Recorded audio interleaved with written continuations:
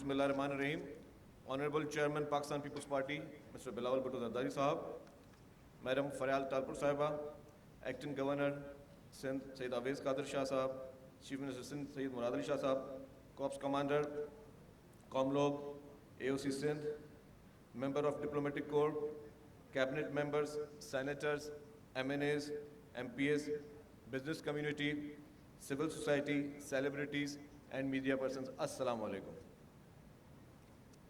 آج نہایت ہی اہم دن ہے پورے پاکستان کے لیے، ہم تمام پاکستانیوں کے لیے ایک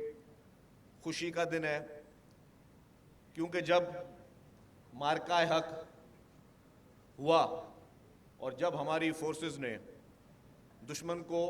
منہ توڑ جواب دیا تو وہ دن کسی عید یا کسی تہوار سے کم نہیں تھا۔ وہ جو خوشی کا ایک عالم تھا، کیونکہ جو یہ جنریشن تھی، جو یہ نئی جنریشن جس نے صرف جنگیں سنی تھیں، انہوں نے پہلی مرتبہ جنگیں دیکھی بھی تھیں، اور پھر جس طریقے سے ہماری فورسز نے ایک منہ توڑ جواب دیا اور بھارت کو ایک عبرتناک شکست سے استوار کیا، میں سمجھتا ہوں کہ آج تمام ہم پاکستانیوں کے سر جو ہیں وہ فخر سے بلند ہیں۔ جس طرح جو چھوٹی سی ایک ڈاکیومنٹری چلی اور اس میں یہ بتایا گیا کہ پاکستان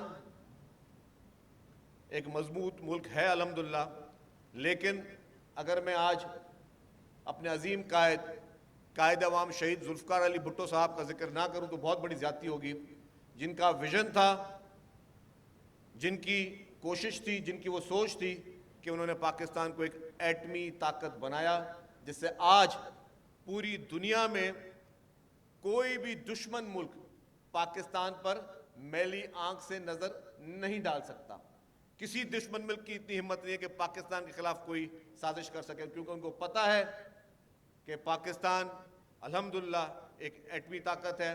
ایک ایٹمی قوت ہے، اور قائد عوام نے جو اس وقت کہا تھا کہ ہم گھاس کھا لیں گے لیکن اس ملک کو ایٹمی طاقت ضرور بنائیں گے۔ پھر جس طریقے سے شہید محترمہ بے نظیر بھٹو صاحبہ نے، جن کے ادوار میں پاکستان کو میزائل ٹیکنالوجی ملی، یہ بھی میں سمجھتا ہوں کہ پیپلز پارٹی کی لیڈرشپ کی طرف سے، جو کہ اس ملک سے محبت ہے، جو اس ملک سے جو ان کا لگاؤ ہے، جو جنون ہے، اس کا سب سے بڑا ثبوت یہ ہے کہ انہوں نے بھی اپنا ویژن رکھا اور انہوں نے بھی اس وقت میزائل ٹیکنالوجی پاکستان کو دی، جس سے آج الحمدللہ ہم ہر حساب سے مضبوط ہیں۔ اور پھر پریزیڈنٹ آصف علی زرداری صاحب، جس معرکہ حق میں اس وقت بھی وہ پریزیڈنٹ تھے، اور انہوں نے ہمیشہ اس طرح کے ویژن رکھے اور انٹرنیشنلی اس طرح کے معاہدے کیے جس سے پاکستان کے ڈیفنس میں مزید بہتری آ سکے۔ اور پھر جو ہمارے فارن منسٹر تھے چیئرمین بلاول بھٹو زرداری صاحب، جس طریقے سے اس معرکہ حق میں بھی انہوں نے پاکستان کا کیس پوری دنیا میں، اس انٹرنیشنل میڈیا میں، جو انٹرنیشنل میڈیا جو زبان سننا چاہتی تھی، جس طریقے سے وہ کیس لڑا اور پوری دنیا میں انہوں نے پاکستان کی بات کی، اس کی بھی کوئی مثال نہیں ملتی۔ اور جب وہ فارن منسٹر تھے تو ہمیں یاد ہے جس طریقے سے باہر بیٹھ کر انہوں نے آنکھوں میں آنکھیں ڈال کر کہا کہ Butcher of Gujarat is Butcher of Kashmir, یہ ایک بہت ہی ہمت کی بات تھی۔ اور اس کے بعد جب پھر چیئرمین صاحب ایز اے فارن منسٹر اپنی آفیشیل ڈیوٹی پرفارم کرنے کے لیے بھارت گئے تو بھارت کی جو رولنگ پارٹی تھی، Bharatiya Janata party B J پی، انہوں نے ہیڈ منی رکھی، ایک ملک کے فارن منسٹر کی ایک ملک کی رولنگ پارٹی ہیڈ منی رکھی، اور انہوں نے سمجھا کہ شاید وہ ہیڈ منی رکھنے کے بعد چیئرمین صاحب جو ہے وہ نہیں جائیں گے بھارت، لیکن اس ہیڈ منی کے باوجود رولنگ پارٹی نے آپ کے سر پہ ہیڈ منی رکھی، اس کے باوجود چیئرمین صاحب بھارت گئے اور وہاں جا کے بھی انہوں نے کشمیر کے مسئلے کو اسی جوش کے ساتھ، اسی ولولے انگیز طریقے سے انہوں نے اس کو اٹھایا، اور آنکھیں ڈال کے انہوں نے اٹھایا کہ جی ہاں۔ تو یہ ہے الحمدللہ ایک کمٹمنٹ پاکستان کے ساتھ۔ باقی ہماری فورسز نے، میں سلام پیش کروں گا ہمارے chief of the army staff general Asim Munir صاحب کو، پوری ہماری پاکستان نیوی کو، پاکستان ایئر فورس کو، جس طریقے سے ہمارے ایئر فورس کے جوانوں نے جس طریقے سے بھارت کے جہاز گرائے، وہ مومنٹ کبھی ہم بھول نہیں سکتے۔